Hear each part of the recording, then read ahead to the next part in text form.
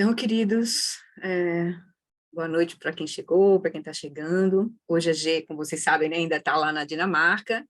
A gente terminou o retiro com o Eric Pema lá do treinamento Body Training no sábado, e a G acho que deve estar voltando para o Brasil agora, iníciozinho dessa semana. Então, acho que lá talvez ela quarta-feira ela já esteja aí por aí na ativa, né? Não sei, ela vai avisar, não sei quando é que ela chega no Brasil, de fato.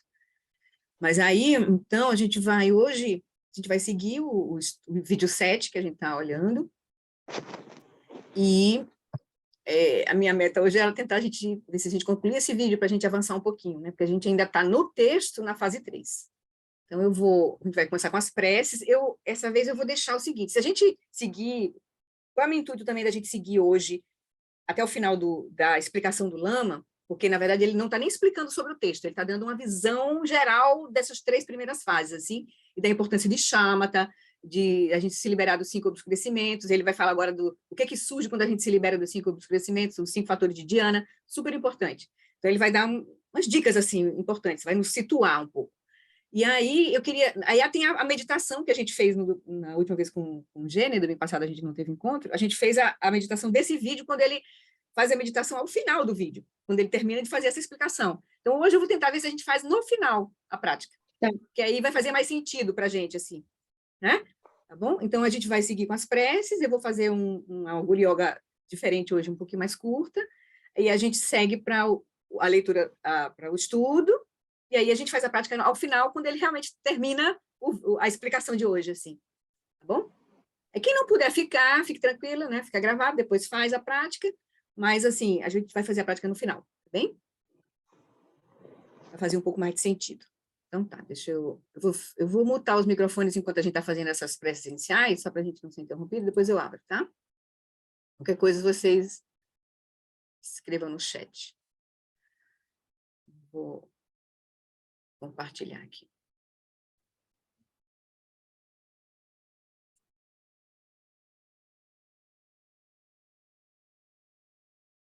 Então, convido vocês para trazer a consciência para o momento presente, para o ambiente onde vocês estão, aqui agora, para o corpo,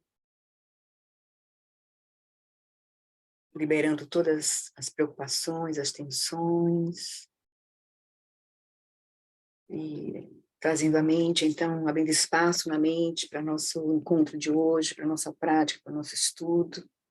Na verdade, né, como o Lama fala, a gente vai se encontrar com o Dudjom Limpa, né, através do Lama Alam Wallace. E a gente está encontrando o próprio Buda, porque o Dudjom Limpa está revelando a natureza da realidade.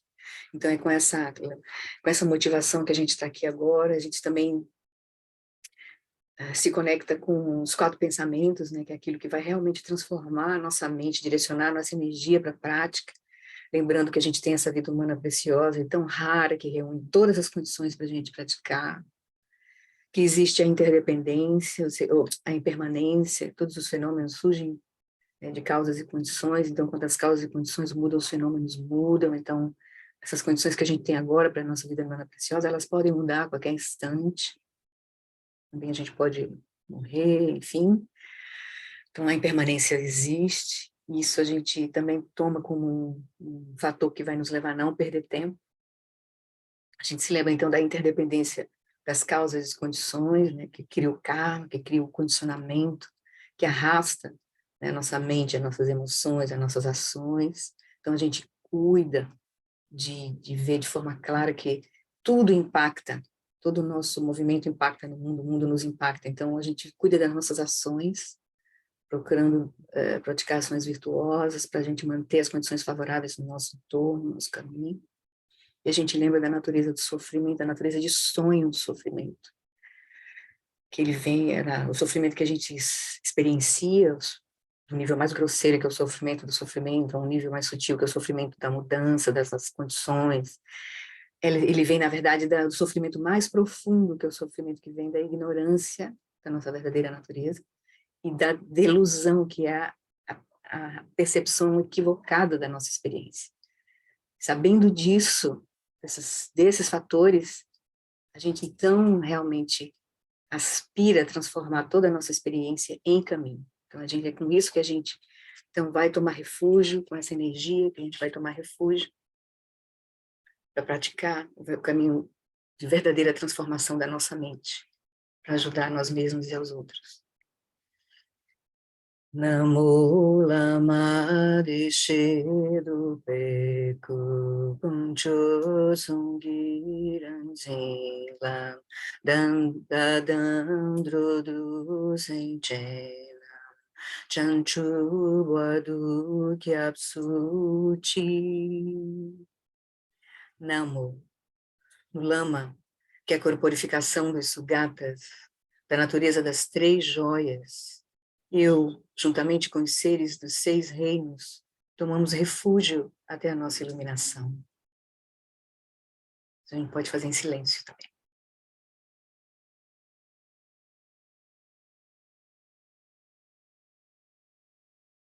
Então, com esse voto de refúgio, a gente, então, renova a nossa aspiração de manifestar a mente bodhicitta, a mente do despertar. Parabéns, sem que droa kundon tu lama sangedro mi ganla gandu trileki droa dam chao. Para benefício de todos os seres, eu faço surgir o espírito do despertar e cultivo a realização do lama como Buda. Por meio de atividades iluminadas, treinarei cada ser de acordo com suas necessidades e faço o voto de liberar o mundo. Então, a gente pode fazer em silêncio.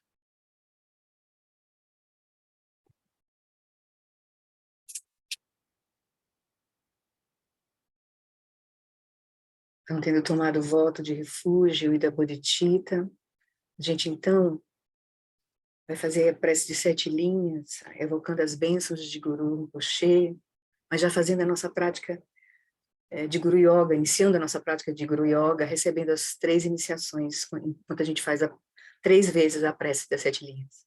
Então, enquanto a gente faz a primeira vez, a gente imagina de um Om branco na testa de Guru Rinpoche, recebendo a iniciação, né, as bênçãos diretamente para a nossa testa, purificando todo o nosso corpo, os obscurecimentos do nosso corpo.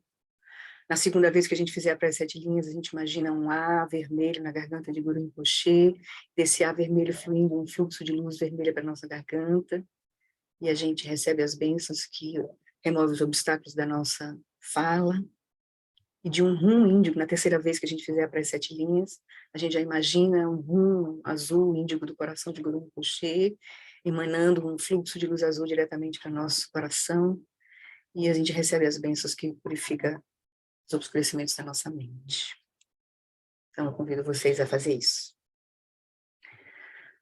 Hum, wage nyugi nujan sam pema gesadon pola yasin chugi nyudru nye pema june jesudram Kudu kandro mampe por kiki jesu dadru ki jenge lopji sheksu so guru pema siji hum.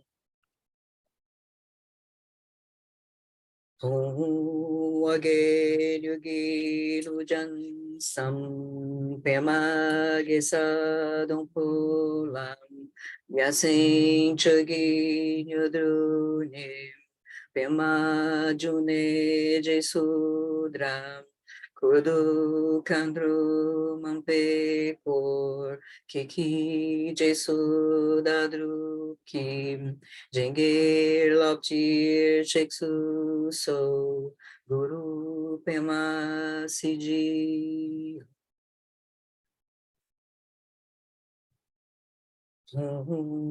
Wage Nyugi Nujan Sam Pema Gesa Dompola Yasin Chagi Nyudru Nim Pema June Jesudram Kudu Kandru Mampe Por Kiki Jesu Dadruki Jenge Lopti Sheksu So Guru Pema Sidi Hum.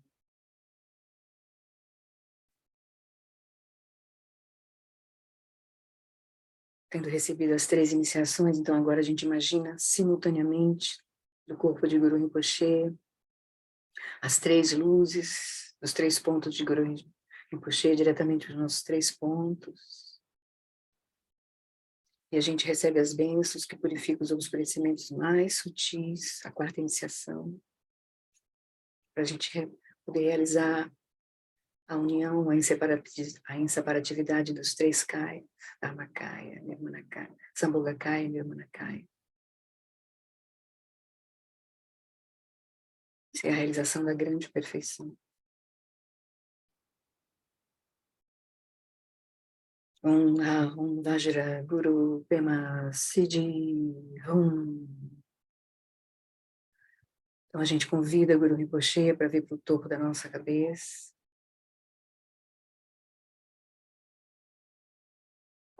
Ele se dissolve em luz, desce pelo nosso canal central e repousa no nosso coração. Recebemos as bênçãos de Guru Rinpoche, onde a gente sente que o nosso corpo, fala e mente são inseparáveis do corpo, fala e mente de Guru Rinpoche e de todos os Budas.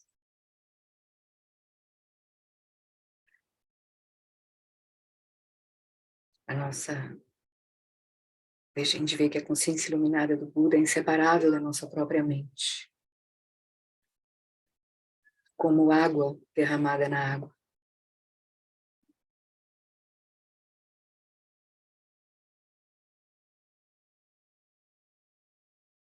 A gente repousa por alguns instantes, descansando na nossa própria consciência. É inseparável da consciência iluminada de Guru Rinpoche, de todos os Budas.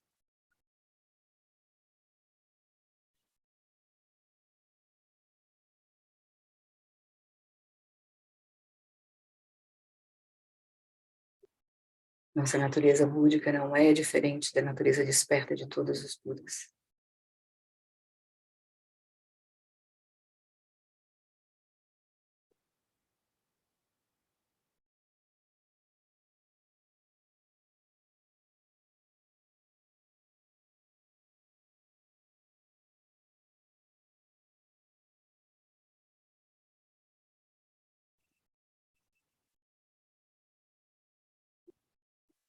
Com as bênçãos dessa prática rápida de Guru Yoga, a gente começa o nosso estudo hoje. Eu vou liberar os microfones aqui, só caso quem queira falar, mas aí vocês levantem a mãozinha, tudo bem? Essa prática de fazer Guru Yoga com a prece das 7 linhas, o próprio Lama Wallace explicou pra gente, lá no Caminho do Meio, quando ele veio de outras vezes, assim, que a gente pode fazer, já fazendo as 3 vezes as preces 7 linhas, já fazendo, recebendo as 3 iniciações, né? E aí, então, uma forma de fazer rapidamente, assim, uma prática de Guru Yoga com a prece de 7 linhas. Então tá, tudo bem? Podemos seguir? Então tá. Então, como eu falei, para quem, não sei, para quem, não sei se chegou aqui a tempo, a gente hoje vai seguir com o vídeo 7, que foi o ensinamento que a gente está estudando, né, onde o Lama fez ele não retomou o texto nesse vídeo, ele parou na fase 3, nós estamos aqui, deixa eu só colocar para vocês verem aqui onde é que a gente está. Deixa eu ver aqui. A gente está na fase 3, revelando o Dharmakaya da base, né, onde a gente viu que a pergunta foi, qual é a causa para vaguear nos 3 reinos do Sansara? E ele respondeu que é fixar-se a identidade de uma pessoa, e a gente, então, passou o Lama rapidamente, fez a gente investigar onde é que está esse eu, né, o senso de eu, e também um outro problema é a fixação às identidades dos fenômenos, que a gente está vendo isso aqui. E ele disse que a gente pode ver isso, né, através de 4 abordagens. Né, buscar as bases de designação dos nomes das coisas, onde é que está mesa? Né? Qual é a base de designação do nome mesa, por exemplo? Ou então do nosso próprio corpo, né? Aqui a gente investigou, em relação ao eu, a gente investigou, né? Onde é que está o eu, o senso de eu? Agora a gente vai investigar os fenômenos, né? E também, então, buscar a base de designação dos nomes, a gente viu esse primeiro ponto, a gente está nesse ponto aqui, destruir a fixação, a permanência das coisas. Foi onde a gente parou. Mas ainda tem 2 pontos para a gente ver aqui, né? A gente romper a fixação, a identidade dos fenômenos e a realidade dos fenômenos, que é ainda combater a falha de benefício e dano e fazer colapsar a falsa caverna de esperanças e medos. Então, esses 2 pontos, 3 e 4, a gente não viu ainda, e a gente está terminando o ponto 2, certo? Então, só para a gente se localizar, né, na fase 3, que é revelando o Dharmakaya da base. Mas a gente já passou pela fase 1 e pela fase 2. Aqui no resuminho que eu tenho do Tantra Vajra, a fase 1 foi tomar a mente como caminho, que é a prática primordialmente a prática de shamatha, mas com aquela abordagem, né, das 4 aplicações da atenção plena, cultivar os 4, desculpa, a gente vai cultivar as 4 atenções, né, plena, 4 tipos de atenção plena unifocada, né, aqueles 4 tipos, para até atingir shamatha. E antes da gente seguir pelo caminho próprio de shamatha, a gente já teve que ver que entre corpo, fala e mente, o primordial é a mente, como aquilo que cria a nossa experiência, não é o corpo que determina a experiência, não é a fala que determina a experiência, mas é a mente que determina a nossa experiência, o que a gente está experimentando. A gente vai ter que ver isso primeiro, antes de seguir por esses 4, cultivar shamatha, né? Tomar a mente como caminho de fato, para chegar até o atingimento de shamatha, a gente tem que ter visto primeiro isso e ter visto que essa mente, que é o primordial, ela não tem localização, origem e destino, ela é vazia de localização, origem e destino. Então, tem que ter feito uma pequena prática de vipassana em relação à mente grosseira que a gente está tomando como caminho. Então, é com essa base, com essa vacina de vipassana, que a gente faz a prática de shamatha dessa fase 1. A gente já estudou isso.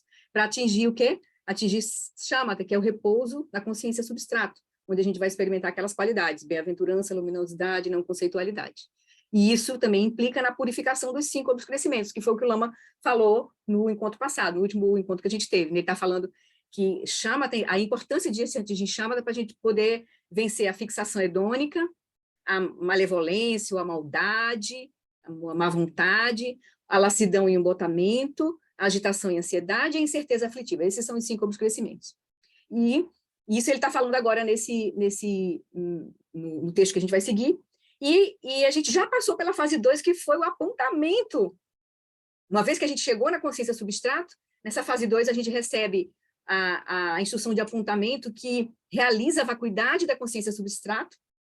A gente vê que a luminosidade, não conceitualidade e bem-aventurança são vazias de existência inerente também. E aí a gente vai ter a instrução que aponta Rigpa. Então, a gente vai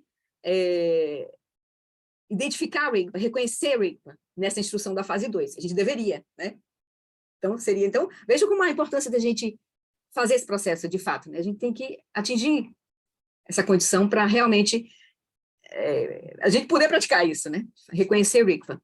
E aí, quando a gente reconhece Rigpa, a gente vê que todas as qualidades estão presentes naturalmente, né? Visão, meditação e conduta, base, caminho, fruição, refúgio, bodhicitta, as 6 perfeições, tudo é aperfeiçoado naturalmente quando a gente acessa a consciência primordial, Dharmakaya, Rigpa. Né? Então, é isso só para a gente dar o contexto, né? Então, voltando lá, deixa eu parar aqui. Tudo bem? Então, para a gente se localizar, então agora a gente vai retomar o texto onde o Lama está enfatizando a importância de shamatha e de se liberar dos 5 obscurecimentos e encontrar os 5 fatores de dhyana. Quando ele chega, eu vou fazer só um retrospecto rápido, assim, que eu já destaquei no que a gente viu com o G, mais importante assim, e aí a gente vai seguir do ponto onde a gente parou, e depois eu mostro um quadrinho, antes de falar dos 5 fatores de dhyana, eu vou mostrar um quadrinho que mostra a referência dos 5 fatores dos 5 obscurecimentos com os 5 fatores de dhyana. Só para a gente assim, começar a visualizar, né, também um pouquinho. Tá bom? Então, deixa eu compartilhar o texto agora. Pronto. Então, esse aqui é o texto do vídeo 7 que a gente estava vendo, e aqui eu destaquei, peguei um pedacinho do que a gente viu com a G no último encontro. Então, Lama está enfatizando aqui, ó, aqueles de nós que ainda não atingiram shamatha, eu só vou ler os destaques, tá, que eu fiz. Então, aqueles de nós que ainda não atingiram shamatha, somos como bebês prematuros. Sem shamatha, é como se nossas mentes estivessem doentes, como se estivéssemos usando algemas, as analogias dos 5 obscurecimentos. Depois vocês vão ver no quadrinho. É como se estivessem doentes, nossa mente, né? Tivesse usando algemas e ferros nas pernas, como se fôssemos vendidos como escravos, como se estivéssemos perdidos numa trilha do deserto. É assim que o próprio Buda caracterizou uma pessoa cuja mente, isso foi dito pelo Buda, esses exemplos, essas analogias, a mente que está presa aos 5 obscurecimentos é como se tivesse assim, né? Doente, com algema, escravo, perdido no deserto.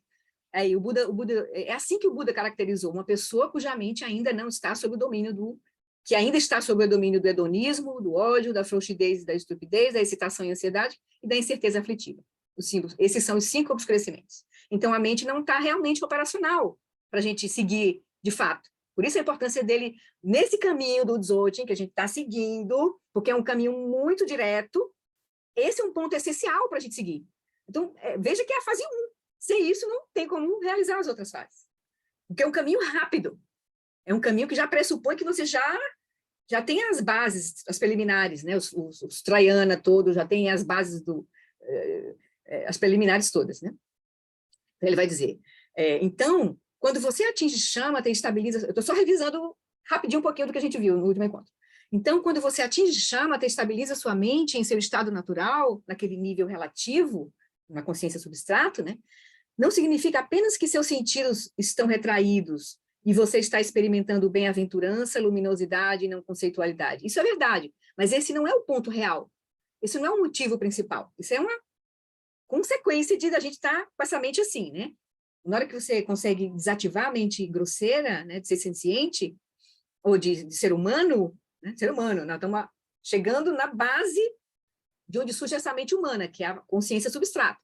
Só que ela ainda é uma consciência de um ser senciente, não é um humano, mas é um ser senciente.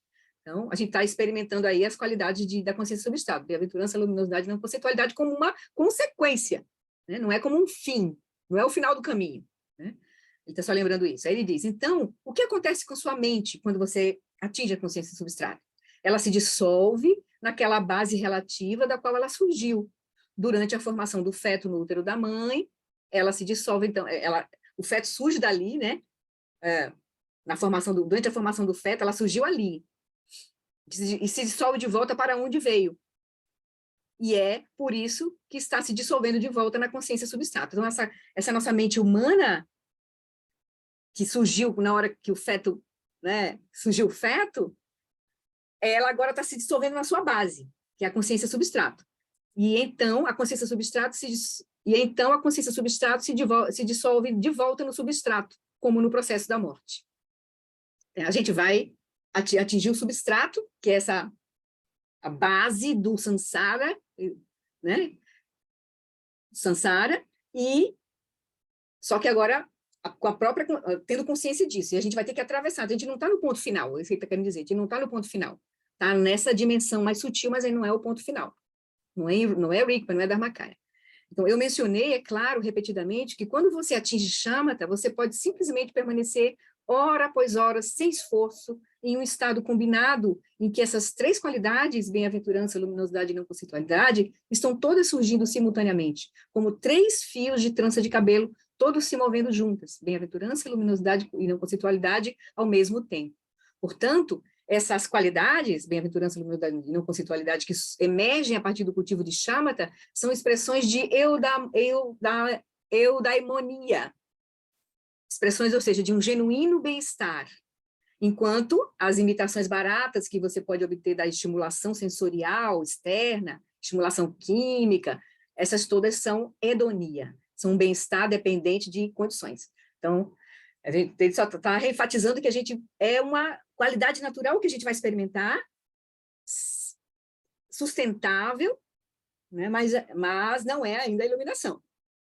Então, ele vai também só fazendo essa experiência. Então, o que foi descoberto milhares de vezes desde a época do Buda é que quando alguém entra, primeiro de tudo, em um estado de consciência pacífico e vai mais fundo, inspirando conscientemente, expirando conscientemente, e da própria natureza de sua consciência, surge uma experiência de sukha, um bem-estar, que não é impulsionado por estímulos.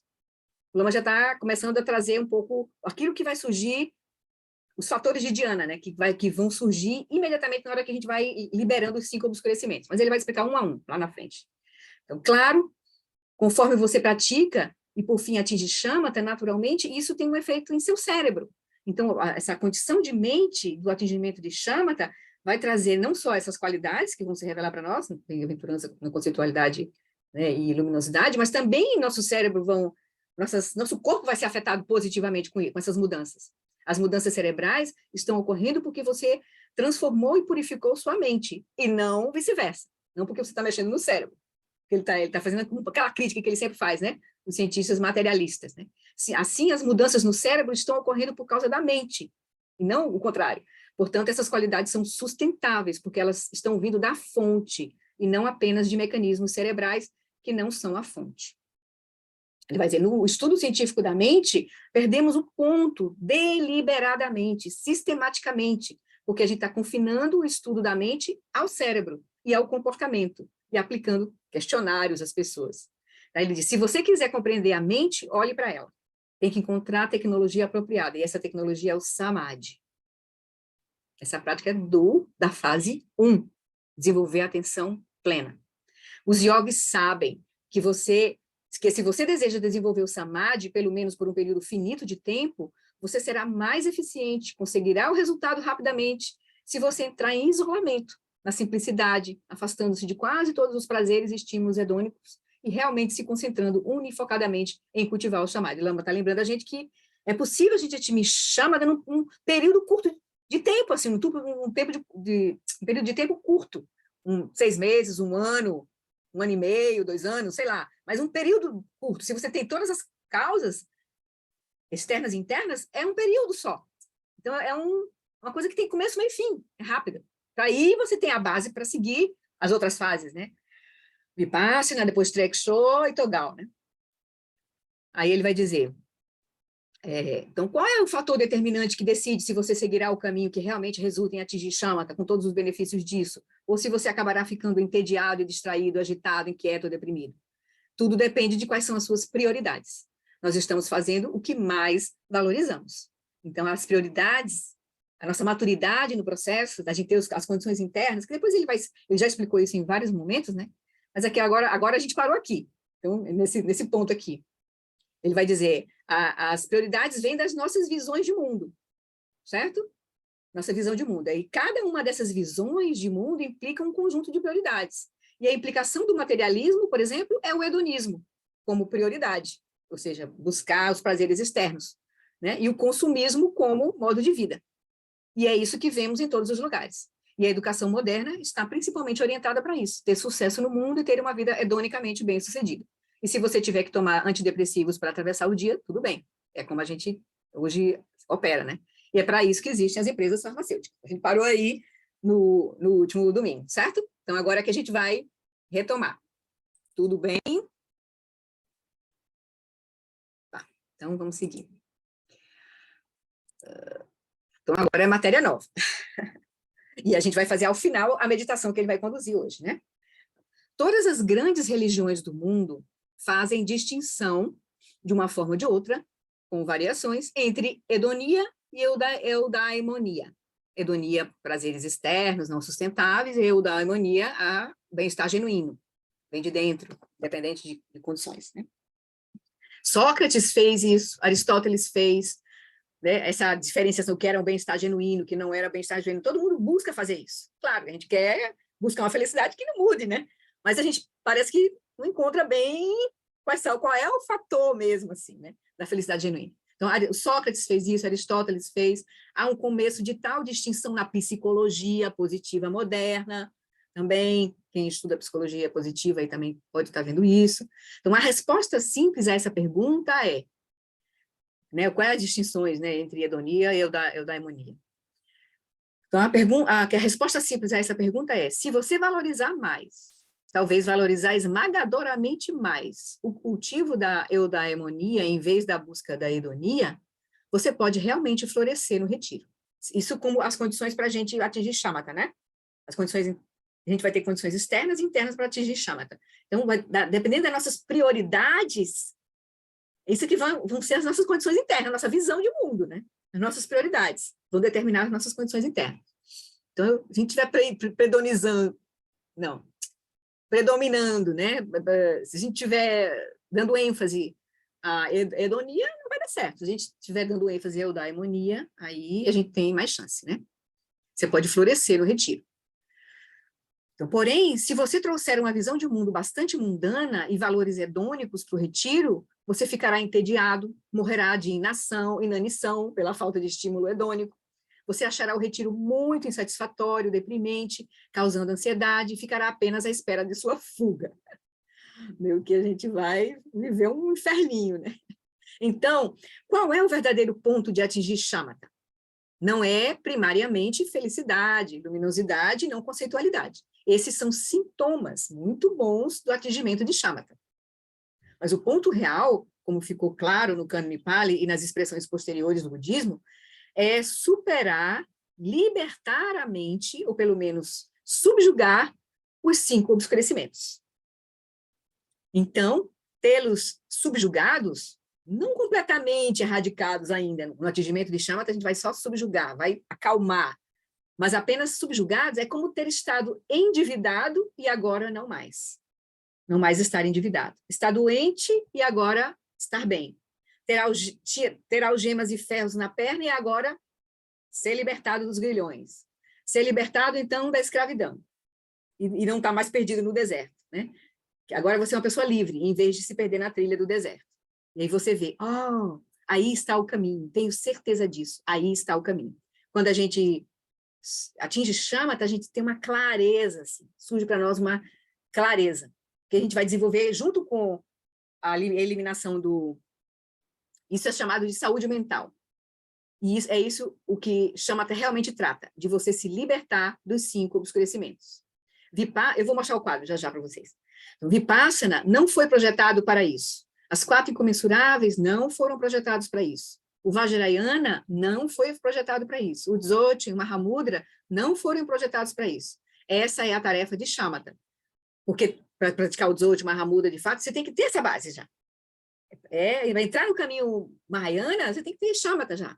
Ter atingido uma condição de estabilidade na mente, para poder focar e olhar de forma profunda, né? Então, essa é a tarefa de shamatha, que toma sua mente operacional, torna sua mente operacional para todas as outras práticas. Aí ele vai dizer, há uma outra razão mais positiva para se atingir esse primeiro dhyana. Por um lado, os 5 obscurecimentos ficaram adormecidos, fantástico. Mas, no próprio processo disso, de liberando, né, cultivando a atenção plena, até que essa mente se dissolva, a mente grosseira do ser humano se dissolva na consciência substrato. Então, mas no próprio processo disso, simplesmente praticando shamatha, sem aumentá-la com vipassana ou qualquer outra coisa, apenas praticando shamatha durante o curso dessa purificação da mente, os 5 fatores de dhyana emergem naturalmente. Então, deixa eu só mostrar agora para vocês, só para a gente já ter uma visualização do que ele vai explicar agora, fazendo correlação com o que ele disse. Deixa eu pegar aqui, 5 obscurecimentos. Então, aqui, ele traz o pedacinho do Sutra, onde o Buda fez essa analogia dos obscurecimentos com aquelas condições de estar endividado, doente, acorrentado, escravizado, perdido no deserto, né? No Sutra, o Buda diz assim, contanto que esses 5 obscurecimentos... Então, vocês estão conseguindo ver? Deixa eu aumentar um pouquinho mais. Contanto que esses 5 obscurecimentos não sejam abandonados, esse é o Buda dizendo no Sutra, a pessoa se considera endividada, doente, aprisionado, escravizado e perdido em um deserto. Quando alguém percebe o desaparecimento dos 5 obscurecimentos, é como se alguém estivesse livre de dívidas, de doença, de aprisionamento, da escravidão e livre dos perigos do deserto.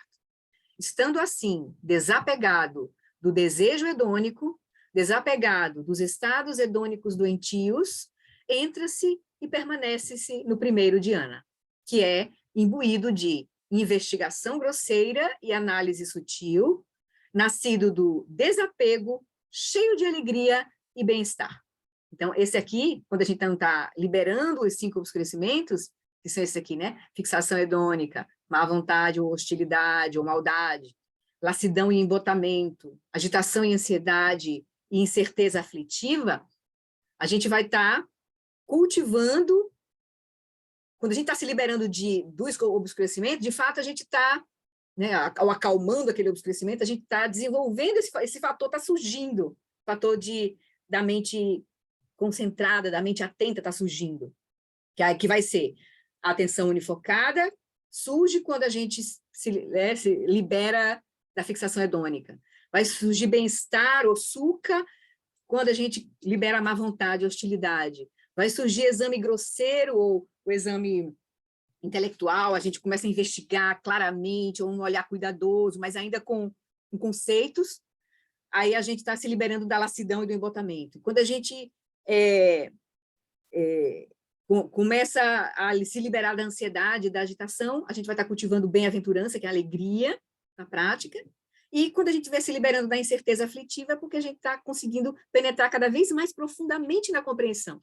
Então, surge a investigação precisa, que é a investigação direta, sem conceito, é um exame direto, é como se fosse vipassana olhando de forma profunda, assim, né? Então, isso aqui são, então, o quadril que faz a relação dos 5 obscurecimentos com os 5 fatores de dhyana que o Lama vai explicar agora, tá? O que surge?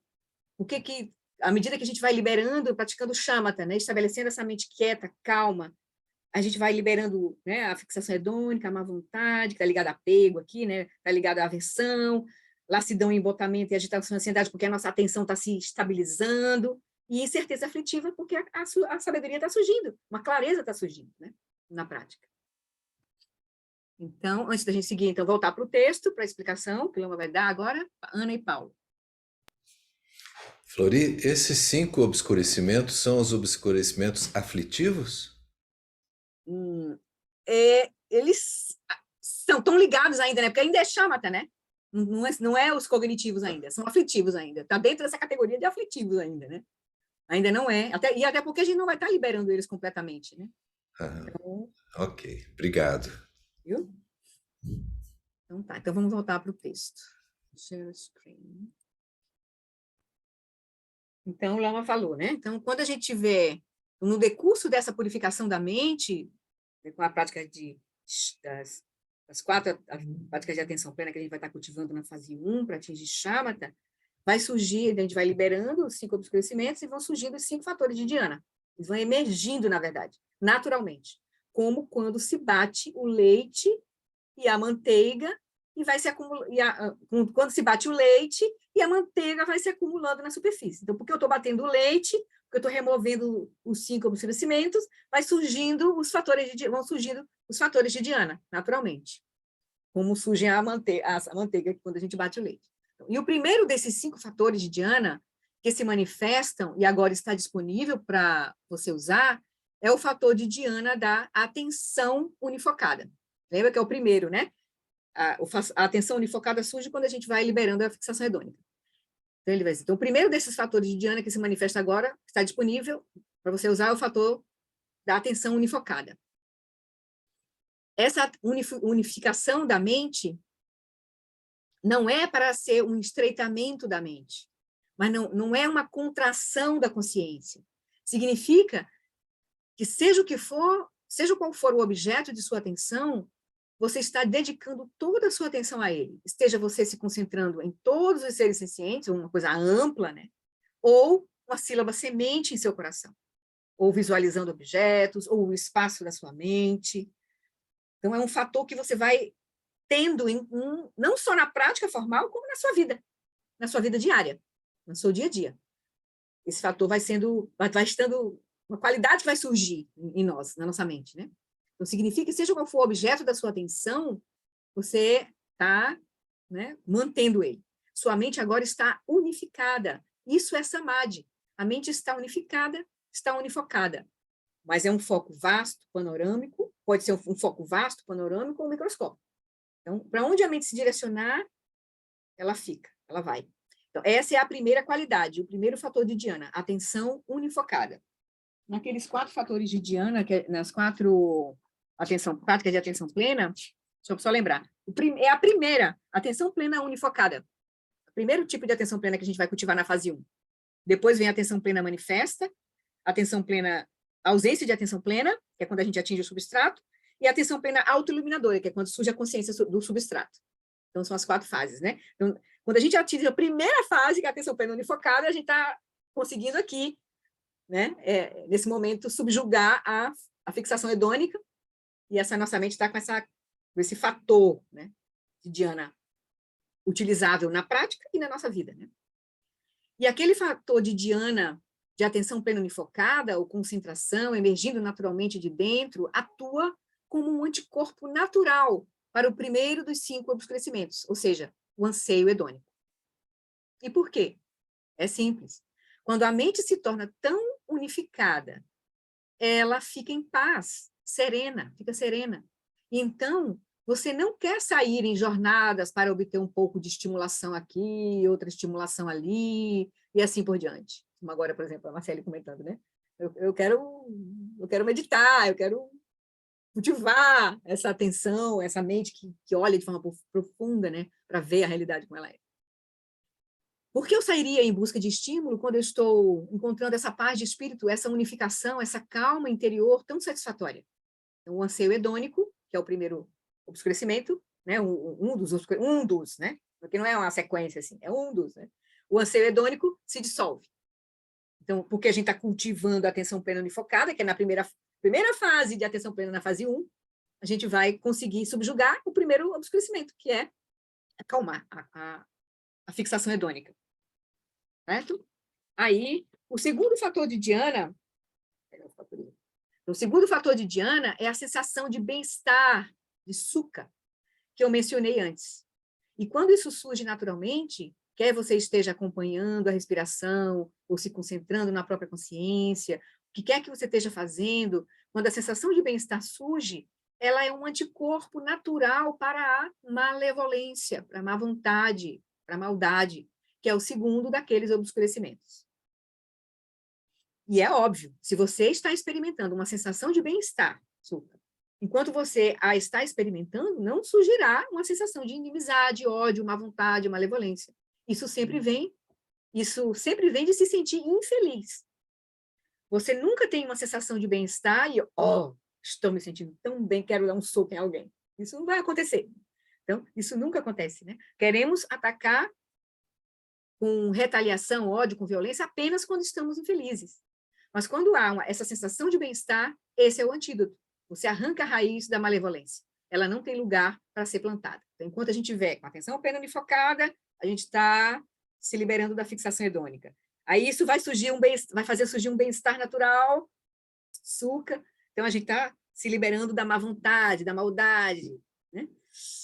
E aí, o terceiro dos fatores de dhyana, né, de desenvolver essa atenção, a concentração, na sequência, é o fator de dhyana do exame grosseiro ainda. Nossa capacidade de examinar de perto, de realmente... Grosseiro porque ainda está usando o conceito aqui, certo? Nesse sentido. Então, nossa capacidade de examinar de perto, de realmente focar com clareza, acuidade, nitidez, com alto foco. Examinar bem de perto. Emerge naturalmente da mente, consciência extrema, e isso age naturalmente como um anticorpo para a lassidão, uma consciência, né, extrema, no sentido de acesa, clara, vívida, né? Então, vai fazer a inquisição, vai perguntar, vai investigar. Então, ele diz, isso é um antídoto natural para lassidão e embotamento. Não tem como você estar com essa mente assim e ter lassidão e embotamento. Então, eles não podem ser simultâneos. Se a mente é aguçada, se ela está examinando, se ela é penetrante, ela dissipa a lassidão e o embotamento. Aí o quarto fator de dhyana, que a gente, cultivando shamatha, né? Atingimento de shamatha vai fazer a gente cultivar naturalmente, é bem-aventurança, alegria, que eles também chamam bem-aventurança aqui. Novamente, é tão estranho, porque você pode estar apenas seguindo sua respiração, ou simplesmente observando eventos que surgem na sua mente. A maioria desses não são nem muito felizes, não são estímulos agradáveis, respiração, pensamento, são apenas um monte de coisa surgindo na mente pura. Mas a bem-aventurança surge quando você está praticando de fato, chama. Não está se agarrando aos pensamentos, está ali cultivando essa atenção aberta, né? Que acolhe tudo, né? Que é essa atenção plena unifocada. Então, ele vai dizer, Então, a alegria surge. Não são impulsionadas por estímulos. Uma alegria, um bem-estar genuíno, né? Bem-aventurança, essa alegria no sentido de bem-aventurança, porque é um bem-estar genuíno. Então, você pode estar simplesmente repousando na consciência e a bem-aventurança começa a surgir. Esse é o quarto fator de Dhyana, e é um anticorpo natural, de uma forma interessante, para a agitação e a ansiedade. Bem, excitação ou agitação é um termo técnico. Está se referindo não apenas a qualquer tipo de agitação, mas à turbulência, à ruminação, à agitação da mente. Então, agitação e ansiedade da mente. Que aí o bem-estar vai ser o antídoto para essa agitação da mente. Porque essa agitação da mente, né, ele fala aqui, é movida por desejo e apego. As aflições mentais do desejo e do apego é que movem agitam a mente. O que vai me fazer feliz? Quem vai me fazer feliz? Para onde eu devo ir? Isso é desejo e apego. Ou conseguir algo e então, eu preciso me agarrar a isso. Então, excitação, agitação é aquele tipo de distúrbio mental ou agitação impulsionado pela aflição mental básica do desejo e do apego.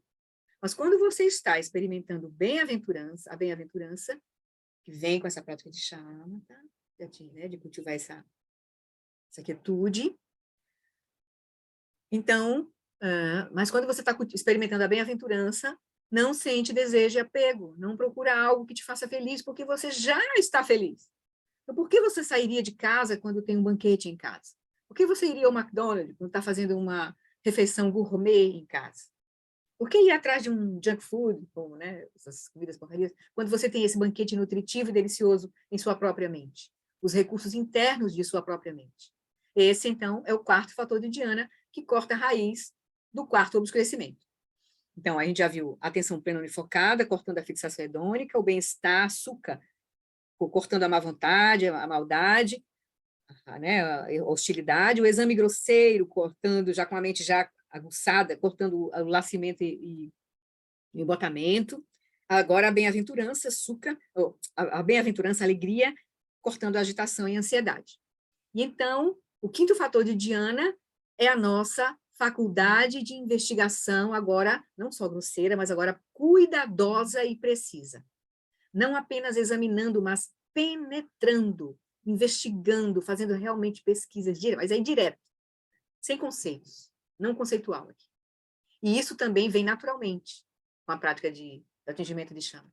E como você pode ver, age como um anticorpo natural para a incerteza aflitiva, a dúvida. Porque a gente está penetrando na realidade como ela é. Quando alguém não consegue se decidir, então, quando a gente está praticando shamatha, na verdade, nós estamos tornando a mente pronta para ver, certo? Bem pronta para ver a natureza da realidade. Então, ele vai dizer, então, quando alguém não consegue se decidir, né, essa incerteza aflitiva é isso, né? Quando alguém não consegue se decidir e faz isso, eu não sei, talvez isso, talvez aquilo, e se eu praticar shamatha, teria alcançá-la, bem, talvez não, provavelmente, não sei, né? Ou seja, você não consegue nem ter clareza quanto ao próprio caminho, por exemplo. Você não tem ainda confiança, não tem confiança. Né? Então, enquanto a gente não atingir shamatha de forma profunda, a gente pode ter essas incertezas no próprio caminho.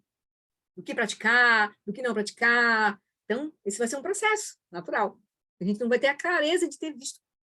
Né? A mente não está realmente afiada. Até para entender, né, com clareza, com confiança, o que deve ser feito. Né? Então, ele vai dizer, traga a espada afiada da investigação. Chegue ao ponto em que você ganha certeza e a incerteza aflitiva desaparece. Então, é assim que cada um dos 5 fatores de Dhyana age como um remédio natural para cada um dos 5 obscurecimentos, que é aquilo que a gente vai ganhar com o atingimento de shamatha, né? Nós vamos ganhar liberação dos 5 obscurecimentos e a emergência dos 5 fatores de Dhyana. É por isso, ou seja, a mente vai estar pronta para investigar para as outras fases. É por isso que você faz isso até alcançá-la. Então, para superar a incerteza sobre as pessoas como nós, pessoas comuns como nós, século XXI, se, né, para si, as pessoas como nós podem atingir shamatha, traga essa espada afiada da investigação sobre causa e efeito agora. Aí seria o quê? Para a gente saber se, né, para superar a incerteza aflitiva agora, sobre pessoas como nós, pessoas comuns no século XXI, se podem ou não atingir Shamatha, traga então agora a espada afiada da investigação sobre causa e efeito. Por exemplo, você encontrou o ambiente propício, bons companheiros, isso é uma investigação de causa e efeito, tá? Que a gente pode usar com a nossa mente agora, que não está tão afiada assim, a gente não tem tanta certeza assim, mas ele está dizendo, é com a mente que vai ficando cada vez mais clara que a gente vai entendendo o próprio caminho, né? Ele vai dizer, então, para saber se a gente tem condição ou não de atingir Shamatha, você tem que saber, primeiro, você encontrou um ambiente propício, bons companheiros, professor qualificado, as condições externas, né? E você está trazendo as qualidades internas de ter poucos desejos, contentamento, ética pura, ter poucas preocupações, poucas atividades, você realmente simplificou sua vida e você é capaz, o mais constantemente possível ao longo do dia, de não cair na rotina da ruminação automática, de estar cuidando da sua mente para não estar o tempo todo preso às ruminações. Isso é uma coisa que a gente pode fazer a cada instante. Aqui agora, antes de entrar em retiro, e deve, né? Porque se entrar em retiro, é com essa mente que a gente vai entrar em retiro. Então, a gente tem que estar cuidando da nossa mente agora, né? Então, você é capaz de ter o mais constantemente possível ao longo do dia de não cair na rotina da ruminação automática? Você é capaz de continuar voltando a essa consciência clara e presente? Se você tem as qualificações internas e você tem as qualificações externas do ambiente, os companheiros, o professor, essas são as causas completas para a gente poder atingir Shamatha nesse século XXI, louco, né? Onde as mentes estão assim, aceleradas. Então, junte as causas completas e você obterá o resultado. Vamos estar garantindo aqui. Se você juntar as causas, causas e condições, né? É usar a investigação sobre causa e efeito. E a causa e efeito é uma lei clara, né? Assim, o Buda mostrou, assim, né? Juntou as causas e as condições, tem um efeito, vai ter um resultado. Então, ele vai dizer, então, se você tem essas causas e condições, você tem as causas completas. Junte as causas completas e você obterá o resultado, o atingimento de Shamatha. Mas se você não tem as causas completas, você pode praticar, como diz Atisha, o grande Atisha do século XXI, se você não tiver reunido as causas e condições internas e externas necessárias, você pode praticar Shamatha por 1000 anos e nunca atingir. Então, não é o quanto você deseja, mas você reuniu as condições externas e internas, não é apenas querer, mas é reunir as condições, com clareza. Isso é o próprio desenrolar do nosso caminho, né? Muitas poucas pessoas o fazem. E, é claro, quase ninguém atinge Shamatha hoje em dia.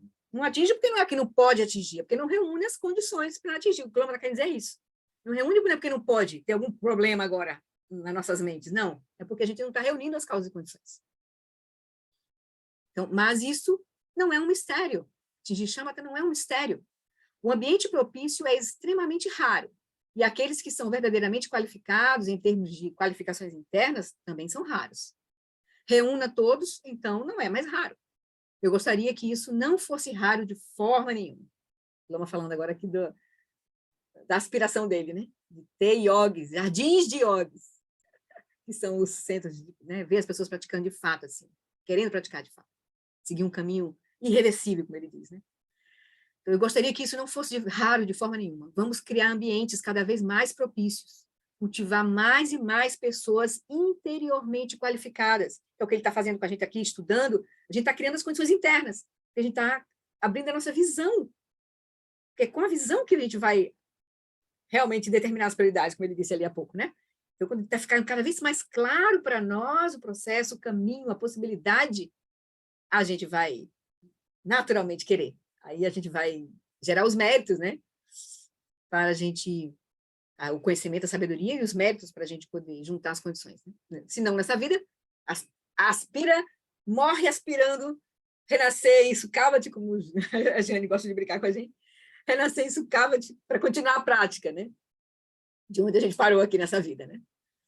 Então, ou então, o renascimento aos pés do nosso lama, seja onde ele estiver, agarra no lama, imagina. Quem a gente for aquele fator que direcione a nossa mente. Se é devoção, se é, né, ao Buda, ao Amitabha, seja quem for. A gente tem que, na hora da morte, se a gente não conseguiu aqui, né, nessa vida, fazer esse processo, né, mais ter essa confiança mais, né, na nossa mente mesmo, então a aspiração é muito importante, né, no momento da nossa morte, assim, vai direcionar a nossa mente, né?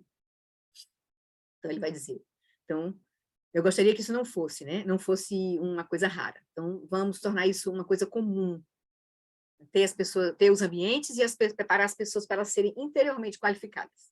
Agora, para repetir brevemente Padmasambhava, no final de sua apresentação sobre Shamatha, no livro, no ensinamento, né, The Natural Liberation, que o Lama trouxe, acho que no vídeo passado, na condução da prática, ele diz agora, na verdade, ele vai usar agora de novo esse texto, na meditação, e ele vai, o finalzinho do ensinamento de Padmasambhava na meditação é agora pratique Shamatha até que você estabeleça sua mente em seu estado natural.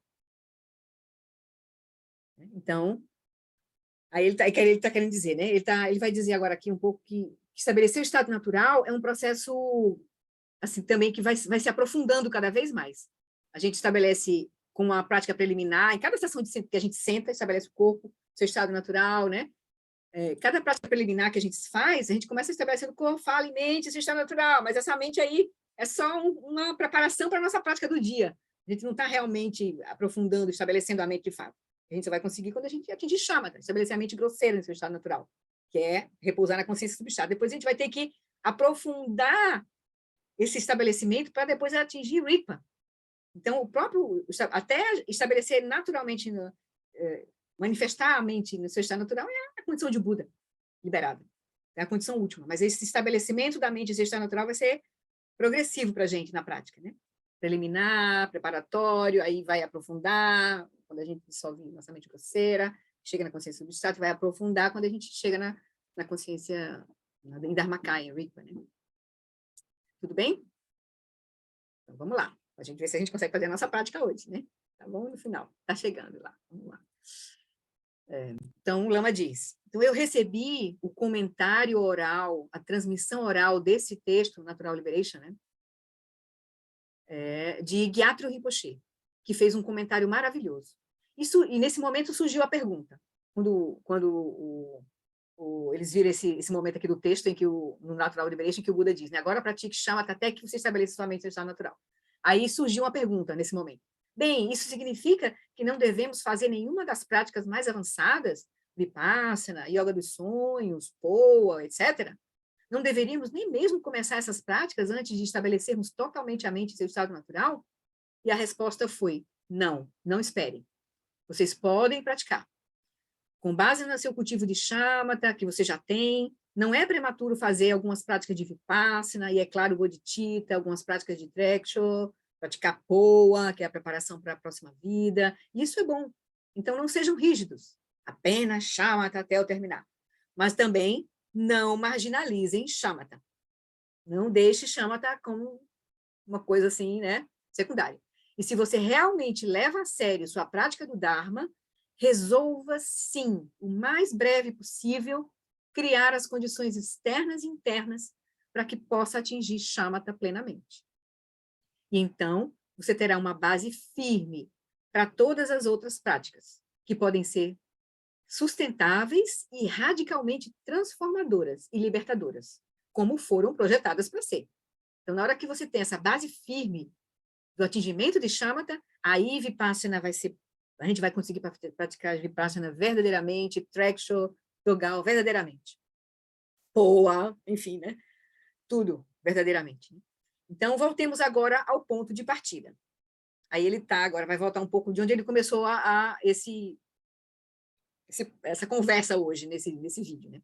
Lembre-se que há muito tempo atrás, foi no vídeo anterior, eu fiz uma referência na fase 2, né? A lucidez prístina do caminho, e a referência a isso nesse texto é estabelecendo a mente em seu estado natural. Lembra?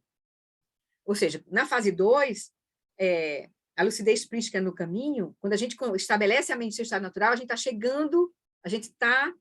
chegando a isso através da lucidez prístina do caminho, que é a nossa própria prática, a consciência que a gente vai desenvolvendo, né? A consciência que a gente vai acessando na nossa própria prática. Então, isso é estabelecer a mente em seu estado natural. Lembra? Portanto, o primeiro nível disso, é claro, é simplesmente preliminar, estabelecer a mente em seu estado natural. Mas, então, nós vamos muito mais fundo quando nós cumprimos as instruções de Padmasambhava atingindo o shamatha. Então, na hora que a gente atinge shamatha, a gente vai fundo em estabelecer a mente em seu estado natural.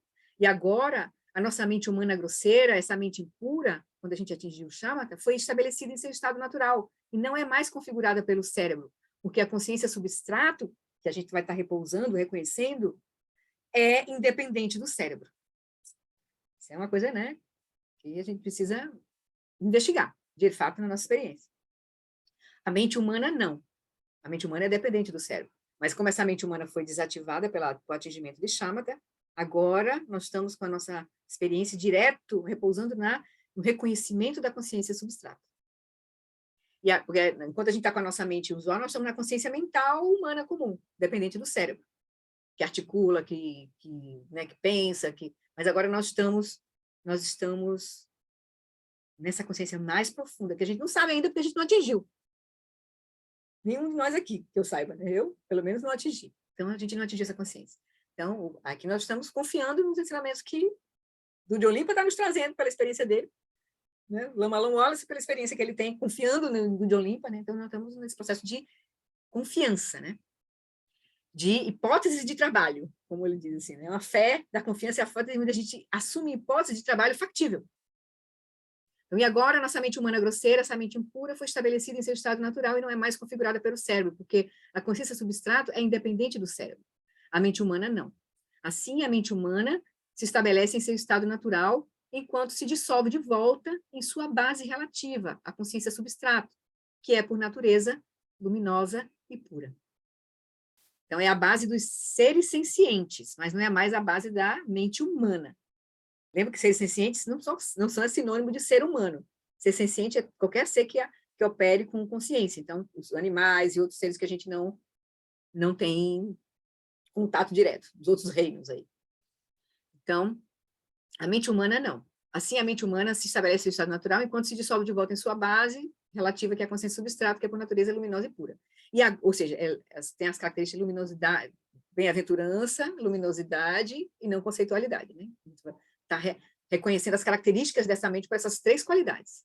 E agora, essa luminosidade e pureza do substrato não estão mais obscurecidas pelos 5 obscurecimentos. Agora, lembra que ele está falando hipoteticamente se a gente atingir o shamatha, né? Agora, na atenção plena autoiluminadora, que é o 4º tipo de atenção plena na fase final da fase 1, onde você acessou o substrato e agora surgiu a consciência do substrato, que é a consciência a atenção plena autoiluminadora, você a vê pelo que ela é a consciência, e a consciência não é absolutamente um mistério para você. Você agora compreendeu a natureza da consciência, da boa e velha maneira, olhando para ela bem de perto, como todos os outros ramos da ciência. Ou seja, porque a gente usou a tecnologia adequada do Samadhi, desenvolveu o Samadhi, a gente vai compreender diretamente a natureza da consciência. A gente vai chegar na consciência relativa ainda, né? Que é a base da consciência relativa ainda, que é a consciência substrata, olhando bem para ela. Então, mas as nossas ciências da mente, mas não as ciências da mente no Ocidente aqui, porque elas se recusam a olhar. Talvez eles acordem um dia e confiem, escutem aí os contemplativos, enfim. Então, você se lembra de ontem que existem, ele lembrando do ensinamento da segunda fase, que existem 2 tipos de substrato. O substrato que está sempre lá, mas também o substrato que é iluminado pela consciência do substrato. E ambos são eticamente neutros. Mas agora, uma vez que você vem estabelecer a mente ali, nesse substrato iluminado pela consciência do substrato, então sua mente não está mais restrita, configurada, obscurecida pelos 5 obscurecimentos. Assim, você estabeleceu a mente em seu estado natural em um nível agora mais profundo. Certo? A gente está falando um pouco desse estabelecimento da mente natural, que vai ser cada vez mais profundo, à medida que a gente vai seguindo as fases, né? Mas, mesmo enquanto você está repousando lá na consciência substrato, como você lembra, ontem também eu falei isso, neste estado eticamente neutro do substrato e da consciência substrato, as expressões criativas de Rigpa do Dharmakaya, da consciência primordial, ainda estão inibidas. Lembra? Ele falou isso. Inibidas, bloqueadas e limitadas. Por quê? Porque mesmo que você tenha alcançado o shamatha, ou seja, atingido a consciência substrato, dissolvido a mente grosseira na mente substrato, essa consciência primordial ainda está obscurecida de uma forma mais sutil pela reificação, por se agarrar ao sentido de a mente está aqui e de que eu estou ali. Tem ainda um apego dualístico que não foi erradicado. Certo? Então ainda tem coisa tem chão para andar aí um pouquinho, para liberar, remoção para véu para liberar. Portanto, precisamos estabelecer a mente no estado mais profundo, um estado não configurado, um estado irrestrito, sem as restrições da reificação. Precisamos estabelecer a mente em seu estado natural em um nível mais profundo e fazemos isso por meio de Vipassana, atravessando a reificação da própria mente, que é a fase 3. Na fase 3 a gente vai atravessar para poder, a gente atingiu, a gente teve um vislumbre de Rigpa na fase 2, mas a gente vai ter que atravessar com Vipassana na fase 3 todo tipo de reificação da mente, do corpo, do ambiente, todos os fenômenos. De forma profunda aqui, mas já com essa mente que está clara, confiante, estável, olhando isso. A gente não consegue fazer isso. A gente até lê a fase 3, os ensinamentos todos, pega a Vajrayana, que é super detalhado, mas não tem. A gente está ainda sob o poder dos 5 obscurecimentos ainda. Temos lassidão, agitação, temos incerteza, a gente não tem ainda a mente pronta para realmente realizar a prática de Vipassana da fase 3. Então, ele vai dizer, na fase 3 a gente vai atravessar a reificação da própria mente, a mente que está meditando, a mente que está experimentando bem-aventurança, luminosidade, não conceitualidade. Né? Isso, a gente vai ver isso na fase 3. Então, atravesse isso. E agora, aquela mente que estava como se estivesse congelada com a reificação, que ainda tem um congelamento na consciência substrata, tem uma reificação ainda acontecendo. Agora, ela vai estar livre desse obscurecimento, ela se dissolve em um estado mais profundo, quando a gente aplica Vipassana aí, nesse momento, né, nessa condição lá da consciência substrato, já, aplicar Vipassana ali, aí ele vai dizer, a mente vai se dissolve em um estado mais profundo e se estabelecer em seu estado natural. Ainda é a mente de um ser senciente, mas não obscurecida pela reificação da própria mente. Então, a gente vai estar pronta, quando a gente passa pela fase 3, a gente vai estar pronto para receber as instruções de Treksho. O Treksho é a fase 5. Certo? Treksho é a fase 5, porque na fase 4 ele vai dizer, ou você segue aí, investigando, e repousando, e atravessando, iluminando, segue aí, ou você vai praticar o estado de geração ou completitude, na fase 4. Ele vai dar essa instrução. A fase da geração, estágio do Vajrayana, como um auxílio. Mas aí, senão você atravessa para o estado da completude, que é a fase 5, que aí é o Treksho, né? Treksho. Aí ele vai dizer, e agora que você atingiu o Shamatha, eu já li isso? Não estou aqui. Aqui. Vipassana, né? Fase 3. Então, mas aí ele vai dizer, ainda você está na consciência substrata, agora investigando, olhando, tentando atravessar a reificação sutil da consciência, que ainda reside na consciência substrata, de ter uma mente e a consciência, né? De estar, ele diz assim, tá obscurecida ainda pela reificação da própria mente. Tem a mente, como ele falou aqui.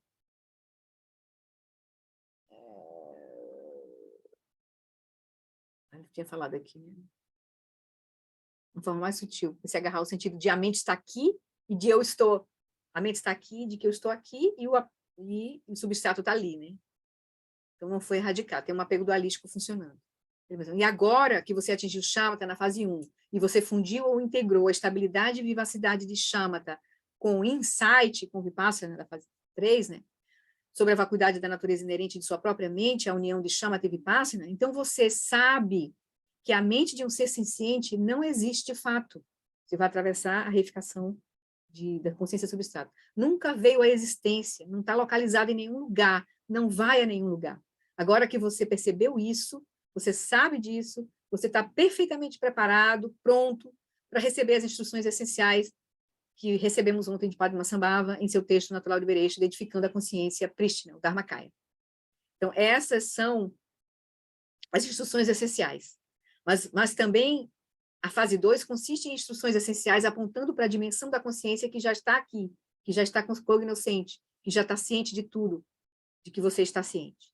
Então, claro que a consciência, a gente vai estar se conectando com a consciência desde o começo, né? Porque as instruções de praticar, tomar a mente como caminho, você já repousar na quietude da consciência em meio ao movimento da mente. Então, a gente já vai estar começando a acessar essa dimensão da consciência. Só que aí, ainda a consciência grosseira, depois a gente atinge a consciência substrato, aí a gente vai ver que a consciência, vê a vacuidade da consciência substrato, para a gente poder, então, acessar a Rigpa.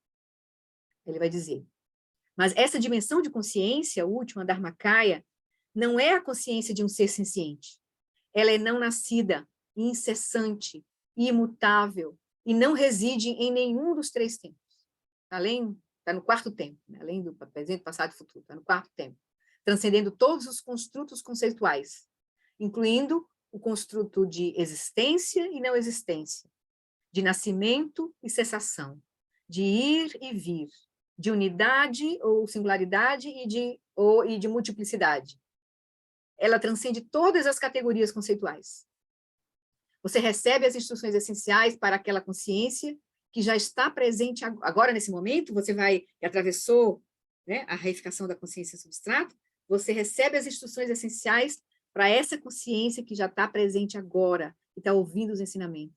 E então você atravessa a mente condicionada de um ser senciente, você atravessa para a consciência prístina, originalmente pura, Dharmakaya. E agora sua mente se estabeleceu em seu estado natural, estabelecida agora realmente no Dharmakaya da base. Aí é o verdadeiro estado natural da mente. É no Dharmakaya da base. Alguém escreveu aqui. A fase 5 não tivemos, correto? Não, nesse texto, a gente só teve até a fase 4, né? E aí, no próximo encontro, próximo retiro do Lama, ele vai falar da fase 5, 6, a 7 ele não dá, ele pula, porque é Togal, e a fase 8. Ele vai dar resumidamente, né? As 3 últimas fases sem Togal, que ele não dá. Então, agora você realizou o Dharmakaya da base, ou a consciência prístina da base, por meio da consciência prístina do caminho, estabelecendo a mente em seu estado natural. Então, o que quer dizer, a gente o tempo todo está lidando com a consciência, né? A consciência ainda está presente, mas a gente não está reconhecendo, então a gente pega a consciência que a gente tem do caminho, da prática, que a gente vai trazendo e purificando e reconhecendo, liberando os obscurecimentos dela para acessar a consciência que já está presente, que é a consciência primordial. Então, você ainda está no caminho, portanto, você deve continuar estabelecendo cada vez mais profunda. Aqui ele diz, né, a gente vai atingir, com a instrução de apontamento, vai atingir a consciência substrato, mas a gente vai estar no caminho ainda. Por quê? Ele diz, você vai seguir ainda o caminho. Você não chegou ao ponto final. Por quê? Deve continuar estabelecendo cada vez mais profundamente a mente nesse seu estado natural, agora da Dharmakaya da base. Você pode fazer isso e alcançar o despertar perfeito de um Buda simplesmente através da prática de Treksho, simplesmente repousando em Rigpa, enquanto desativa totalmente, de forma contínua e sustentável, todas as atividades grosseiras, médias e sutis de corpo, fala e mente de um ser senciente. Você pode simplesmente praticar Treksho e percorrer todo o caminho para a iluminação perfeita, ou você pode ampliar a sua prática de Treksho agora com a sua prática de Togal, na qual você salta. O Lama não ensina para a gente Togal. Lembra aqueles 10 bhumis dos Bodhisattvas? Existem 13 no Dzogchen. Em vez de seguir, no Dzogchen são 13 bhumis, ele quer dizer. Em vez de seguir metodicamente um por um, através da prática de Togal, você salta do primeiro para o quinto, e então você salta e salta. E assim, na questão de apenas anos, ou ao invés de vidas, ou mesmo éons, você salta para o despertar perfeito. E então você realiza de forma manifesta, que é a lucidez prístina manifesta, né? Da base, do caminho, e a fruição, que é a manifestação completa, né? A consciência prístina da fruição, quer dizer, você está manifestamente alcançando a budeidade, realizando plenamente o Dharmakaya, Sambhogakaya e Nirmanakaya, realizando os 3 kayas. Isso é como se a gente se torna um Buda, de fato, né? Que é a consciência, a lucidez prístina da fruição. E agora você realmente estabeleceu sua mente em seu estado natural completamente, a grande perfeição de estabelecer a mente em seu estado natural. Uma vez que você é capaz de repousar em Rigpa assim, como um Vidyadhara, fazem sentido as passagens anteriores, que vou revisar agora muito, muito brevemente, de como as 6 perfeições são simultaneamente aperfeiçoadas. Você recorda? Lá na fase 2 ele diz, quando você atinge Rigpa, você aperfeiçoa naturalmente tudo. Refúgio, bodhicitta, as 6 perfeições, base, caminho, fruição, tal. Aí ele vai só lembrar aqui como é que as 6 perfeições, que é o caminho, né, do Bodhisattva, são naturalmente aperfeiçoadas quando a gente começa a repousar em Rigpa. Ele diz, então você simultaneamente aperfeiçoa a generosidade repousando em Rigpa, desativando completamente o corpo, a fala e a mente de um ser senciente. E todo o apego é uma atividade da mente de um ser senciente. Portanto, nessa total ausência de apego, surge espontaneamente a perfeição da generosidade, emergindo sem esforço de Rigpa.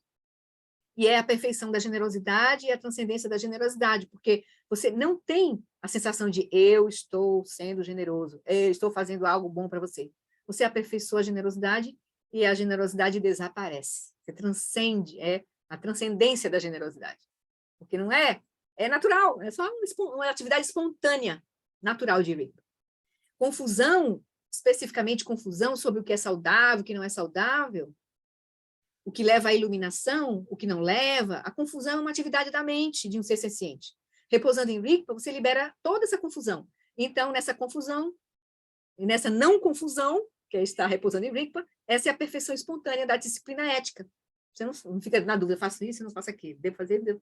Então, nessa não confusão, então você nem sonharia em fazer algo não ético, antiético ou prejudicial, porque todas as suas atividades fluem espontaneamente de Rigpa.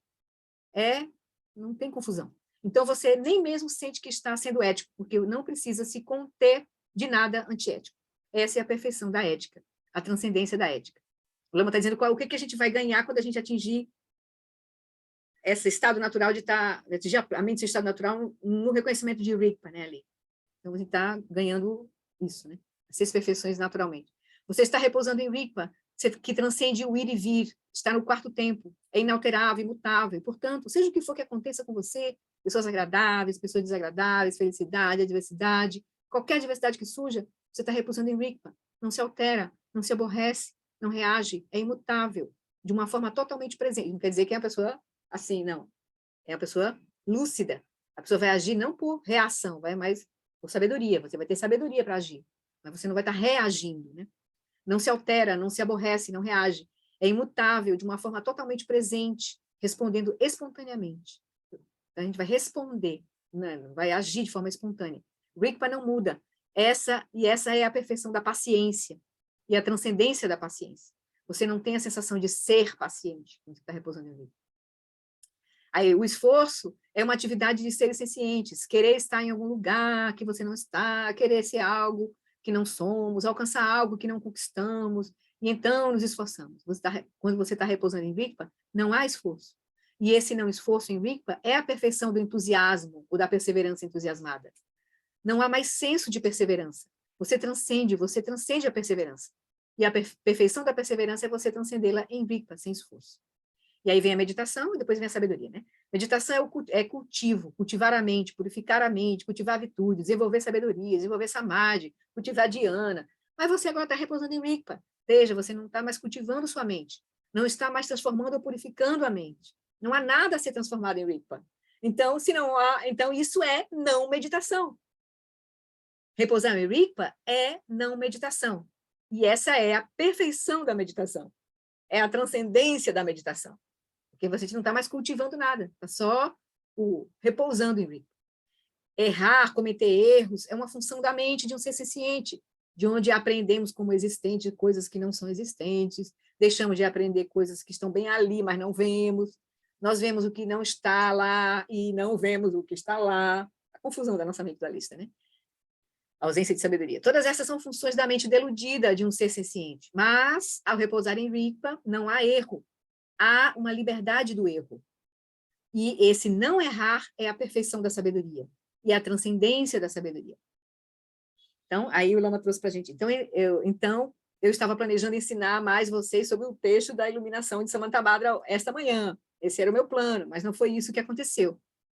Aqui ele termina, né, os comentários que ele está fazendo, né, e vai iniciar a prática. Então, eu estava ouvindo todas essas palavras que fluíram como uma cachoeira para ele, né? E eu achei algumas delas bastante interessantes, e, na verdade, aprendi algumas coisas novas. Espero que tenham sido úteis para vocês. Eu achei que algumas foram úteis para mim. Eu estava ouvindo, enquanto ele falava, com muita atenção. Então, às vezes, as palavras simplesmente fluem, e eu fico blá, blá, blá, blá, blá, blá, e foi isso que vocês receberam esta manhã. Muito blá, blá, blá. Mas tudo se referia fundamentalmente a estabelecer a mente em seu estado natural, o que ocorre com base em estabelecer o corpo e a fala, né? A respiração, em seus estados naturais. Então, vamos concluir esta sessão estabelecendo o corpo, a fala e a mente em seu estado natural, talvez com uma compreensão mais profunda e mais embasada do que tínhamos antes. Porque este é o começo, estabelecer corpo, fala e mente, é o começo, o meio e a culminação do caminho. Portanto, encontre uma posição confortável e praticaremos por 24 minutos. Quem topar, tiver ainda com disposição, então a gente faz a prática de hoje. Bom? Tudo bem? Então, encontre uma posição confortável. E aí a gente... Oi, querido. Antes de começar a meditar, eu fiquei com uma dúvida. Por que a realização de shamatha não é suficiente para redirecionar o renascimento? Porque, em tese, quando você realiza shamatha, você já está ali em alaya vijnana, né? Você já está onde as sânskaras estão, você ainda é ser senciente, mas tem uma quiescência, uma quietude, em que você já eliminou a maior parte dos condicionamentos grosseiros, mesmo que circunstancialmente.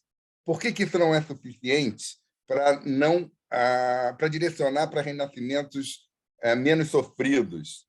Porque o próprio Alan Wallace já disse que você pode perder shamatha de uma vida para outra, né? Então, eu estou concluindo que não é suficiente, porque se você, por exemplo, como humano, perde o corpo físico, se você tem aquela quietude de shamatha, apesar de você ainda se sentir como ser senciente, você não vai direcionar para ter a posição de mente no inferno, né? Fica muito... né? Não tem sentido você ter uma raiva. Entendeu a dúvida? Por que shamatha não é suficiente? A shamatha realizada como humano, vamos falar mais perto da nossa experiência, né? Como humano, não é suficiente para um redirecionamento depois da morte física, para um reino em que o sujeito continuasse o caminho. Pronto. Eu vou pedir para você anotar essa pergunta, guarda ela aí, anota mesmo, anota ela agora, para você não perder ela. Anota. Ela já está na minha cabeça há algum tempo. Não, mas anota e não perde ela para a gente ter a oportunidade de perguntar ao próprio Lama, quando ele vier no próximo encontro. Eu acho que vale a pena. A gente não vai falar agora aqui. Não é um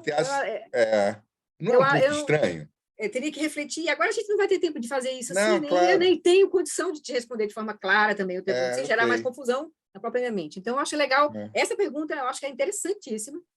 Faz ela, escreve ela, guarda ela, para quando a gente estiver no retiro com ele, a gente colocar. Tá bom? Valeu. E vamos praticar um pouquinho, porque aí as dúvidas podem, talvez, sendo reveladas para nós mesmos com a nossa própria prática, né?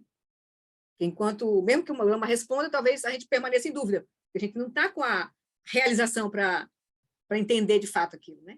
Então, é mais importante que a gente pratique, né? Vamos praticar, queridos. Então, vou colocar o vídeo, tá? Encontre a posição confortável.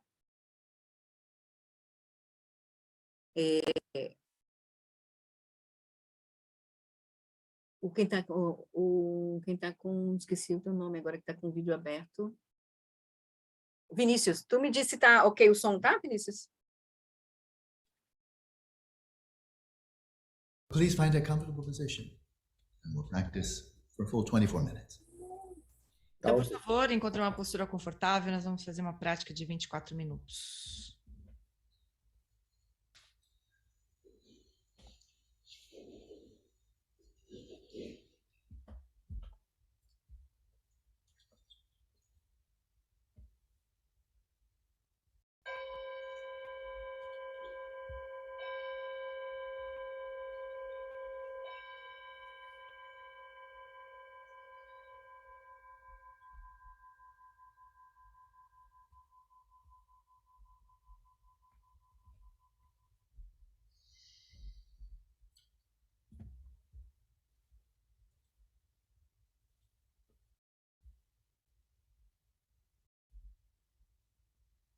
Entrusting ourselves to the Buddha, the Dhamma, the Sangha, our Guru, Samantabhadra,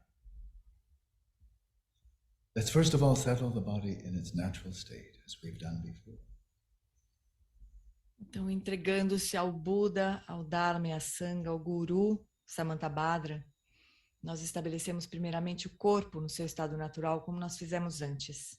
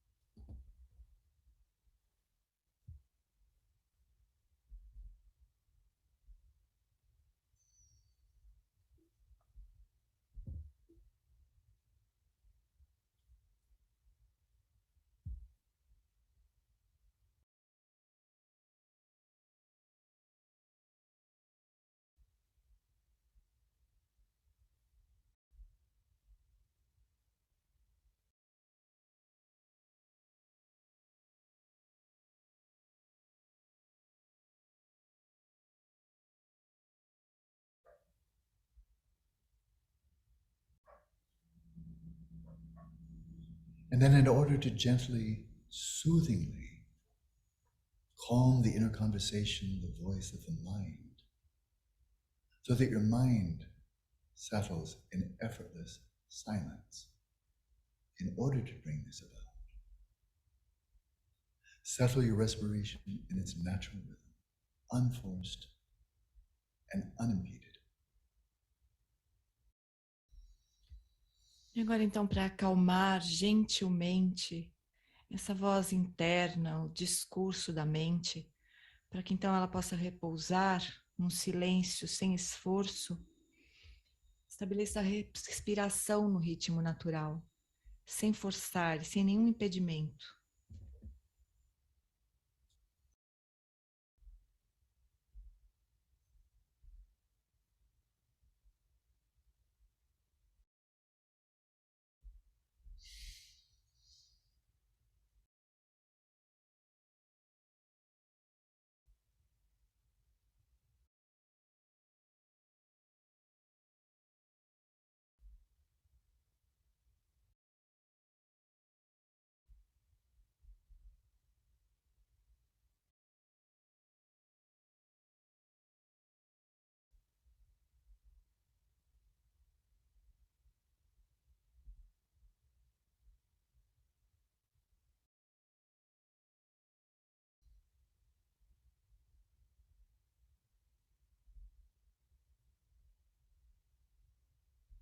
And in this phase, already cultivate a synergistic or symbiotic relationship between a deepening, an ever deepening sense of relaxation, looseness in your body, releasing even subtle pockets of constriction, tightness. A symbiotic relationship between this deepening relaxation in the body and the increasingly subtle settling of the respiration, so that it becomes more and more effortless. Então, nessa fase, nós podemos cultivar já uma relação sinérgica ou simbiótica entre aprofundar cada vez mais o relaxamento do corpo, eliminando a rigidez, as contrações mais sutis no corpo, e também, com isso, estabelecendo mais facilmente, mais sem esforço, a respiração no ritmo natural.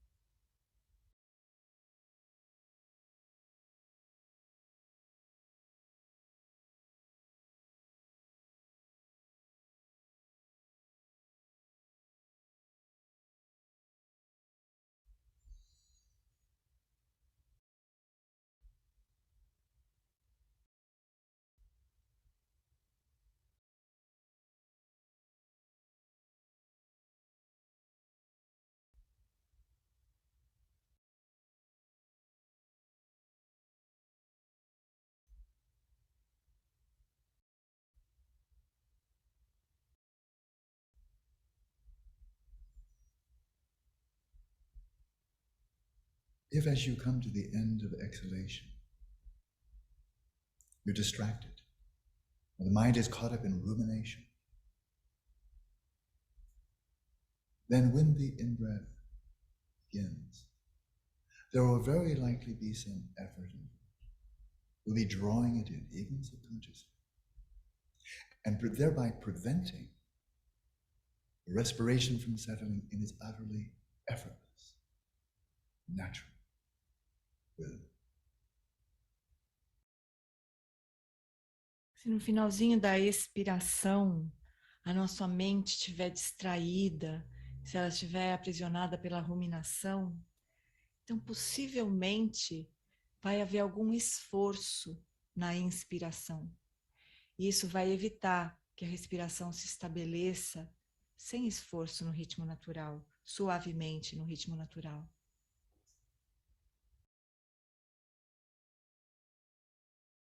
So especially as you come to the very end of exhalation,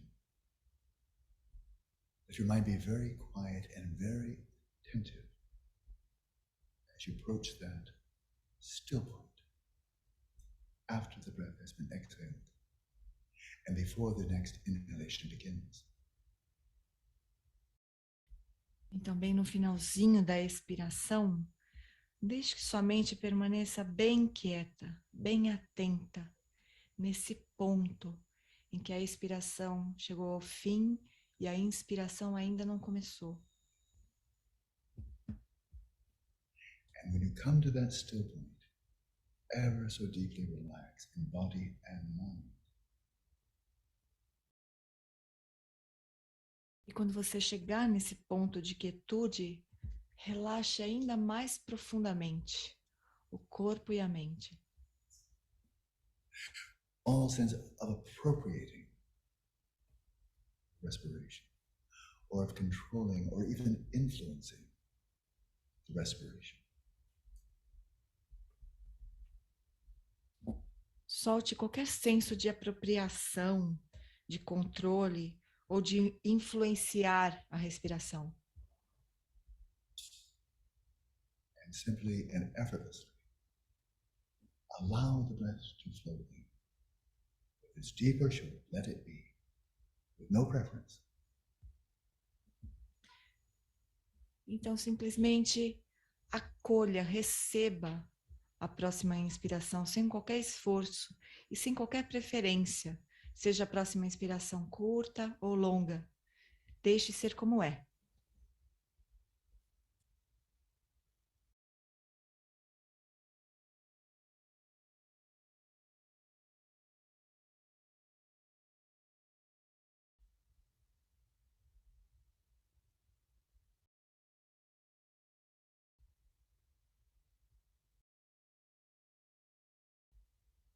And once your breathing has settled in its natural rhythm, a shallow, rhythmic, almost imperceptible flow of the respiration.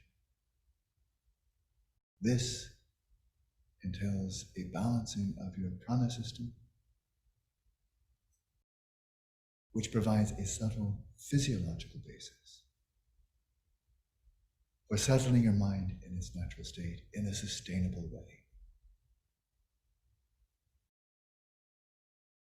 Quando nós, por fim, estabelecemos a respiração num ritmo natural, superficial, praticamente um fluxo imperceptível da respiração, isso implica que nós equilibramos o nosso sistema prânico, equilibramos a nossa fisiologia. E é uma base perfeita, então, para estabelecermos a mente no estado natural. It allows you to release the habitual propensity for appropriating, identifying with thoughts, memories, desires, emotions, and simply resting in unelaborated, distilled awareness. Nós podemos soltar, então, a nossa propensão, a nossa identificação, nosso hábito de nos apropriarmos de pensamentos, memórias, desejos, E nós podemos então simplesmente repousar na consciência não elaborada, simples e direta. Imbued with just two essential and defining characteristics: luminosity and cognizance. E essa consciência, ela tem apenas duas características que a definem: luminosidade e cognoscência.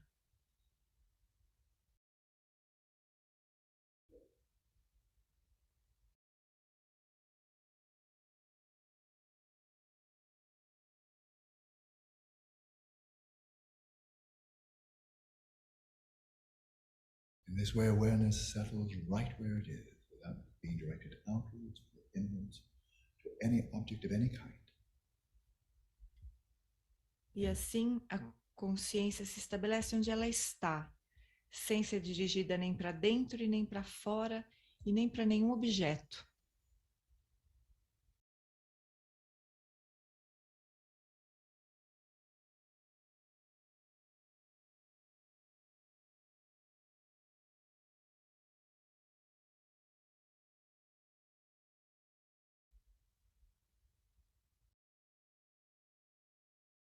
And free of the grasping of identifying with any mental state or mental process.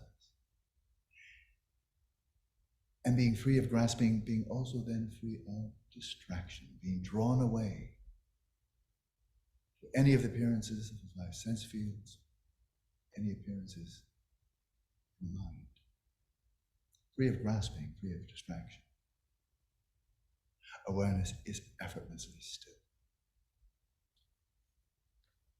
E quando a consciência, então, está livre de toda fixação ou identificação a estados mentais ou processos mentais, e quando a consciência também está livre de todo tipo de distração, não sendo arrastada por nenhuma aparência dos sentidos ou a mente, ela é naturalmente quieta.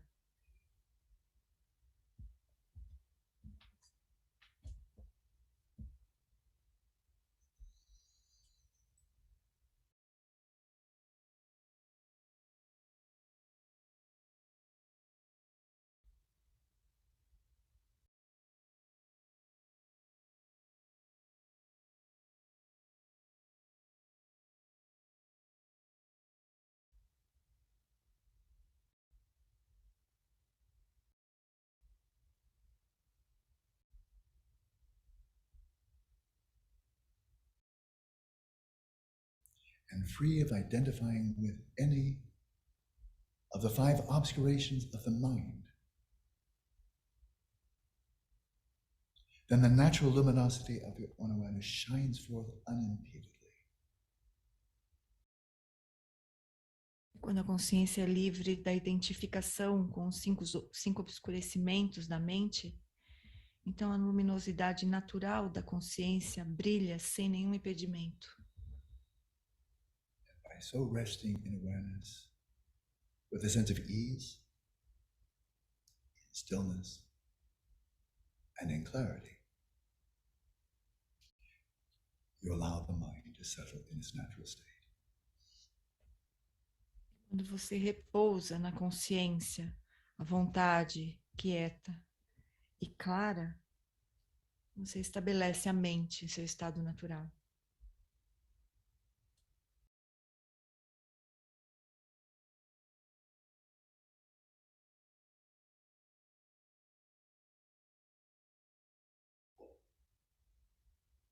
And with this foundation, let's now follow the fifth instruction given by the late Bon Batra. Sobre essa base, então, On the practice of meditative equipoise. sobre essa base, nós seguimos as instruções essenciais do Vajra nascido do lago, sobre o equilíbrio meditativo. With your eyes gently open and your gaze vacantly resting in the space in front. Motionlessly, rest your body without modification, like a corpse in a charnel ground. Com os olhos abertos e o olhar pousado no espaço à sua frente, sem se fixar em nenhum objeto visual, deixe que seu corpo permaneça imóvel, sem modificações, como um cadáver num cemitério. Silently rest your voice without modification and without speaking. Silenciosamente, deixe que a fala repouse, sem modificações e sem falar.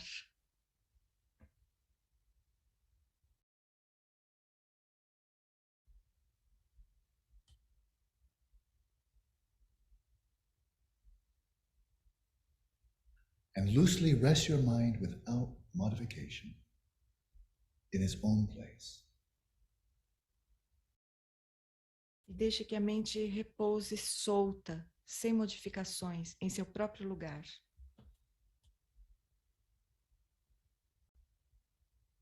So in this way, we rest in awareness while, to the best of our ability, completely deactivating the body, speech, and mind of a sentient being. E assim nós repousamos na consciência e da melhor maneira possível nós desativamos o corpo, fala e mente do ser senciente. We are resting in the sheer luminosity and sheer cognizance of awareness. Nós repousamos na luminosidade e na cognoscência puras da consciência. And that luminosity and cognizance is not other than the luminosity and cognizance of pristine awareness, Dharmakaya.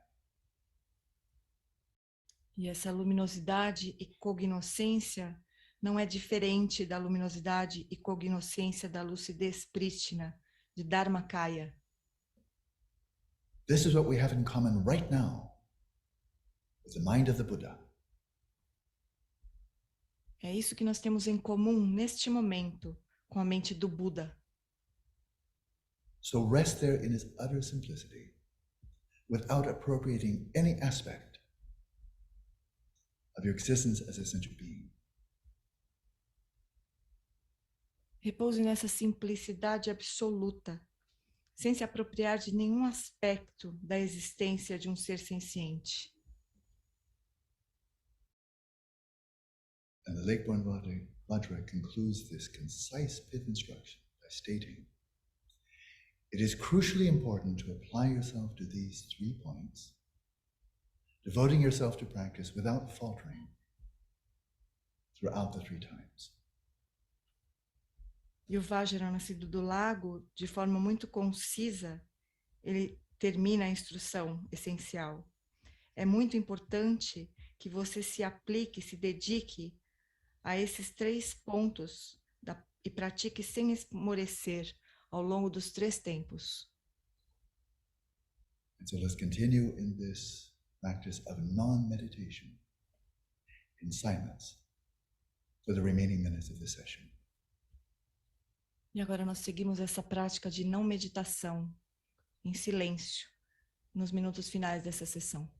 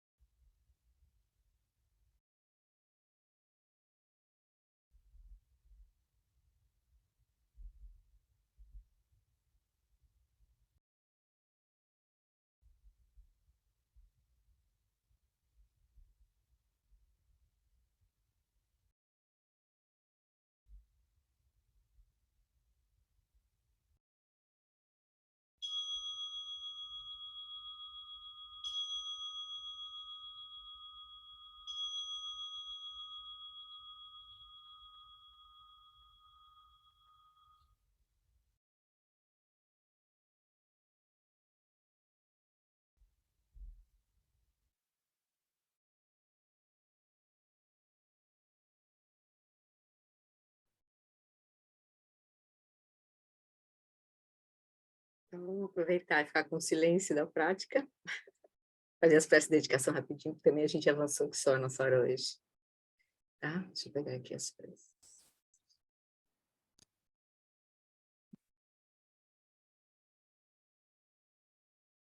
Por essa acumulação de méritos, possa eu obter a onisciência que tudo vê, e possam todas as falhas ser superadas, que do turbilhão de ondas revoltas e turbulentas do nascimento, velhice, doença e morte deste oceano do Sansara, possa eu liberar os seres.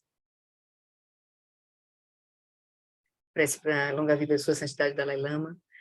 No reino cercado por anéis de montanhas nevadas, você é sem exceção a fonte de todo benefício e felicidade. Poderoso Avalokitesvara, Senhor da compaixão, tens enviado. Seus pés de lótus permaneçam firmes por centenas de anos. Prece longa vida Lama Alam Wallace. Que o professor Sakyamuni, o grande Vajradhara, e aquele que sustenta os mistérios de todos os Jinas, Padmasambhava, possam firmar os pés de lótus daqueles que sustentam os ensinamentos e fazem com que os feitos do Buda brilhem como o sol e a lua.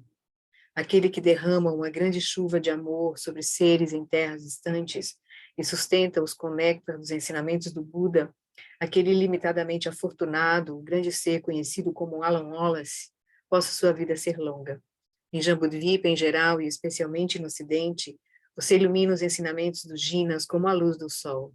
Ó Mestre, possam sua longevidade e seus feitos ser muito extensos, e possa você guiar todos os seres no caminho da liberação. Prece para que a preservação dos ensinamentos de Dudjom Limpa. A extensiva tradição da transmissão de Padmasambhava é a escola da tradução antiga da grande perfeição. Dudjom Limpa é o sustentáculo desses ensinamentos da essência definitiva, e seus profundos termos possam ser preservados pelo estudo e pela prática, para que não diminuam até o final da existência condicionada. Parece que a tradição do Guru Padmasambhava floresça, que a grande tradição do Abhadi Shantirakshita, do mestre Padmasambhava e do rei Trizondeltsen possa florescer e permear os três reinos, que a presença das três joias nunca se separe do fluxo mental dos seres, assegurando assim um sublime bem-estar através dos três tempos. Por essa virtude, possa eu rapidamente realizar o Lama de Odiana e possa eu conduzir todos os seres, sem exceção, a esse estado de realização. Que eu adine da orgem Lama Drukyu Nedro, Atikya Malupa, Dei Salagopa, Shom. Ai, obrigada, queridos, boa noite. Vocês foram heróis hoje, ficarem até Boa noite, Floresta. 2 horas hoje. Mas foi legal, noite, acho que foi Flori. legal. Muito obrigado. Tá bom, Boa noite, querido. Obrigada. Flori. Tchau. Próximo Boa domingo, noite. super novidades com a Giane, hein? Não percam. Boa Tchau. noite, Boa noite. Tchau.